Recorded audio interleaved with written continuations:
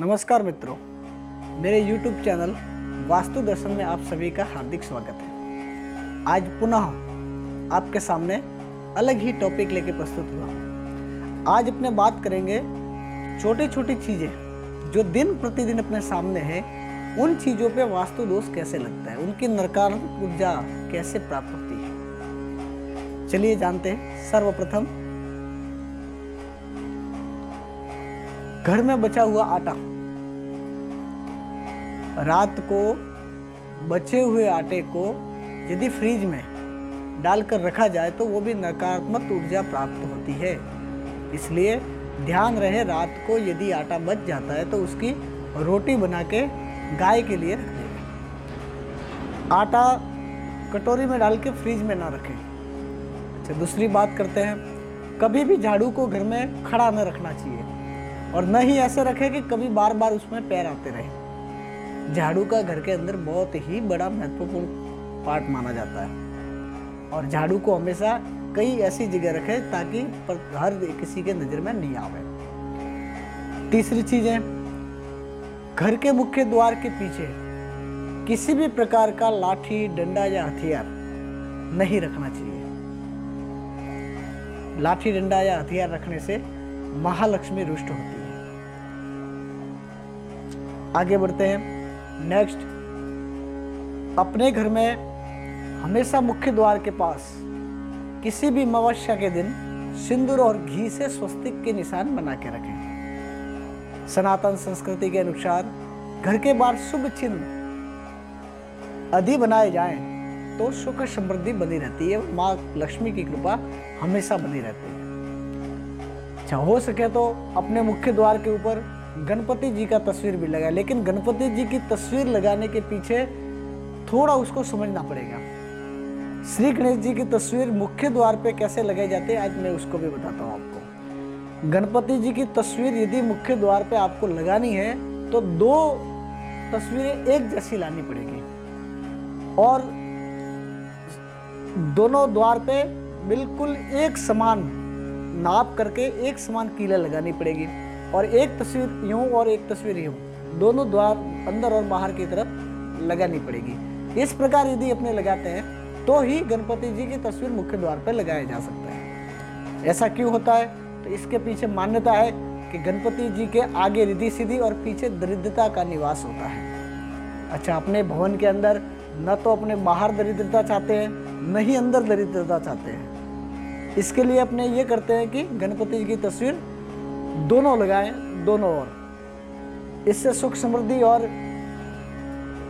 शुभ गणेश जी का शुभ आशीर्वाद अपने को प्राप्त होता रहता है। आगे बढ़ते हुए, घर में सप्ताह में एक बार नमक युक्त पानी का पोछा अवश्य लगाएं। नमक बहुत महत्वपूर्ण वस्तु है और नमक से पोता लगाने से नकारात्मक ऊर्जा का शमन होता है। कभी भी सप्ताह में, नित्य यदि नहीं हो तो कोई बात नहीं, लेकिन सप्ताह में एक बार नमक युक्त जल का पोता लगाना चाहिए। इससे भी रोग प्रतिरोधक क्षमता भी बढ़ती है, बैक्टीरिया भी नाश होते हैं और अपने घर में सुख समृद्धि रहती है। दूसरा, घर के अंदर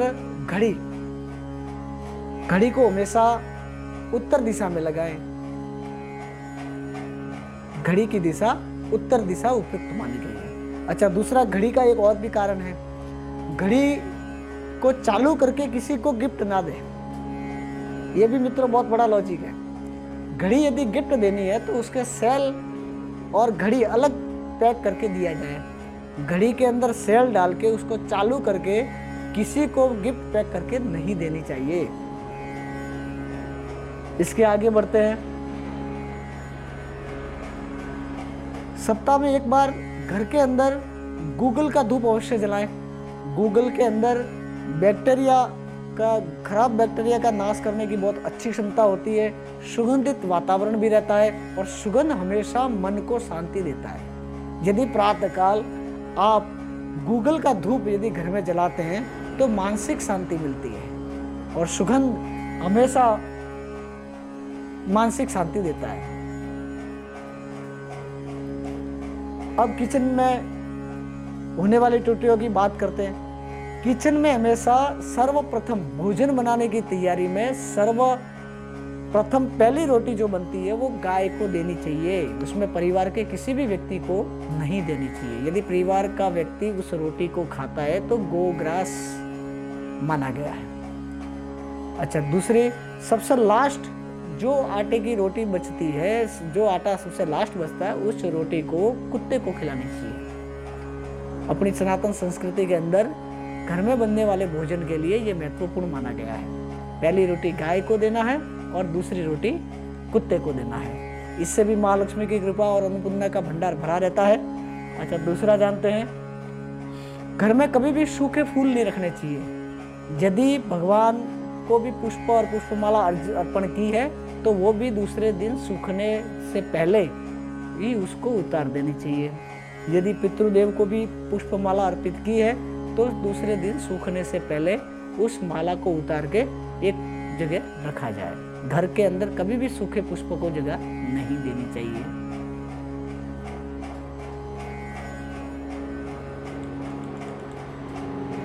आगे बढ़ते हैं। घर में कभी भी टपकते नल नहीं रखने चाहिए। यदि नल से कहीं भी पानी टपक रहा है तो उससे खर्च बढ़ने की संभावनाएं बढ़ती है। तो अपने को करना है, जब तक हो सके उसको रिपेयरिंग करें या बदल देवे। घर में कभी भी टपकते हुए नल नहीं लगाने चाहिए। मित्रों, ऐसे तो बहुत ही खूब सारी चीज़ें हैं दिनचर्या की जिसमें थोड़ा थोड़ा अपने को बदलाव करने की आवश्यकता है, लेकिन वीडियो की मर्यादा को रखते हुए नेक्स्ट पार्ट में और भी मैं वास्तु टिप्स लेके आपके सामने प्रस्तुत होऊंगा। जब तक के लिए जय श्री कृष्णा, और मेरे वीडियो को लाइक करें, शेयर करें। मित्रों, आप वीडियो देखते जरूर हैं परंतु सब्सक्राइब नहीं करते। मेरे जितने भी वीडियो रिलीज होंगे उससे अगर आप सब्सक्राइब करोगे तो आप तक मैं पहुंच पाऊंगा, और जैसे ही मैं वीडियो अपलोड करूंगा आपके यहाँ पे नोटिफिकेशन आ जाएगा। तो कृपया करके आप मेरे वीडियो को सब्सक्राइब जरूर करें। जय श्री कृष्ण।